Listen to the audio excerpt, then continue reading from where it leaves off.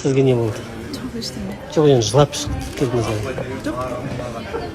Қазір айтсам ше, айта беріңіз. Мен сізге сосын айтуға келдім. Мен де жүрегім ауырып кетті да. Білмеймін, кім қалай түсініп жатқанын. Уже логикалары жоқ па, екі жақты бірдей қара деген нәрсені тек қана Айдананы жаман деп айтып жатсын деп мына жерде түсініп жатыр да адамдар. Сол нәрсені енді Айданаға да олар басқаша жетіп жатыр да. Мына жақта қатысушылардың ойы Айдананың ойын өзгертіп жатыр да. Менің сөзімді бұрмалап басқаша жеткізіп жатыр. Сол нәрсеге Айдана жылап қалды. Бірақ сен өзің дұрыс жеткізбедің деп ойламайсың ба? Қай жағынан дұрыс жеткізбедім? Сен мысалы тік мінезді, мен тік айттым. Дос кішкене сыртта айту керек па деген бір көрермендер жазып қалды. Олай қатты маған сөйлейтін не деп айттым. Екі жақтың кінәсі бар деген ол қатты айтқанға саналамын. Сіздер үшін мен өзім де айтамын, қарым-қатынаста екі жақ бірдей кінәлі. Менің де кінәм бар, сондықтан да сондай нәрсе болды. Мен тек қана ол адамды кінәламаймын деп өз қарым-қатынасымда да мен дәл сондай әңгіме айтамын. Гүлвира, тағы да. Сол жалпы. Жанерке былай айтады, сендер құрбы болсаң да, бұлай жүрмейсіңдер деп мен ойлаймын. Құрбы болсаң, құрбыңа пікір айтуға, құрбыңа өз ойыңды айтуға болмайды ма? Құрбым екен деп, жоқ, сенікі ғана дұрыс, сен күштісің деп мақтай берсең ғана сен жақсы құрбы боласың ба деген сұрақта менің ойымша құрбы сенің ыстығыңа да суығыңа да төзетін, сенің жақсылығыңды да, сенің қателігіңді де бетіңе айтатын адамды мен құрбы деп айтар едім. Түсінікті.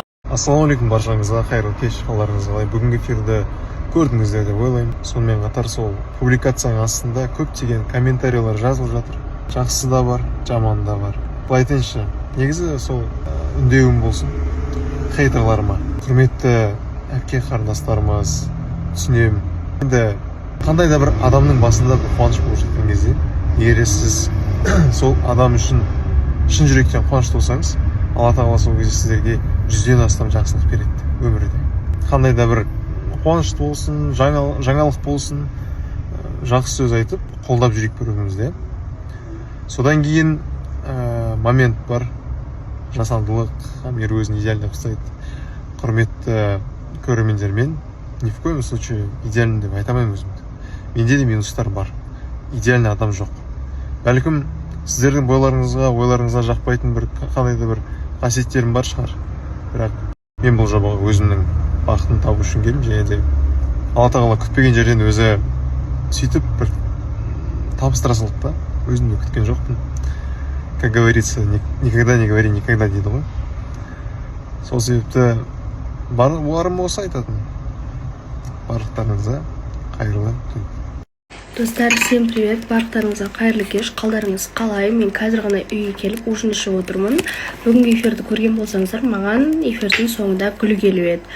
Мен әлі білген жоқпын оны кім жібергенін, маған өзі де шыққан жоқ мен жібердім деп. Сол себепті мен үміткер күтетін боламын. Мен талаптарымды айта кетсем, маған бойы 180-нен жоғары, денелі, салмақты, серьезный, жасы 23-тен 27-ге шейін үміткерді күтемін. Егер де маған үміткер болып келгіңіз келсе, мен қазір ссылка қалдыратын боламын. Сол ссылкаға өтіп, маған үміткер болсаңыздар болады. Мен сіздерді күтемін.